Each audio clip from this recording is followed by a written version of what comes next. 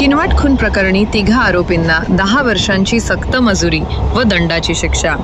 Kinwat police station Kinwat हद्दीतील भोई गल्ली येथे जागेच्या वादातून श्रीकांत कंचरलावार या व्यापाऱ्याचा खून झाला होता।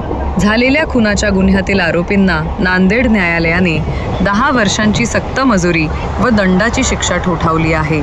सदर घटना 19 मध्ये घडली होती। या प्रकरणी पोलीस स्टेशन किनवट येथे गुर नंबर 240/2022 कलम 302, 326, 147, 148, 504 भादंवी प्रमाणे गुन्हा दाखल करण्यात आला होता।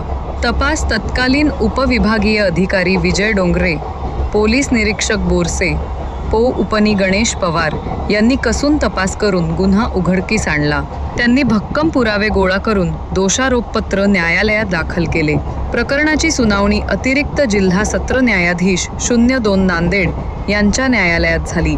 न्यायालयाने सरकार पक्षाच्या पुरावे व युक्तिवाद ग्राह्य धरत आरोपी 1 संतोष शिवराम कोल्हे वय 47, 2 विशाल अशोक कोल्हे वय 27, 3 विकास उर्फ विक्की अशोक कोल्हे वय 34 सर्व भोई गल्ली किनवट यांना कलम 302, 326, 147, 148, 504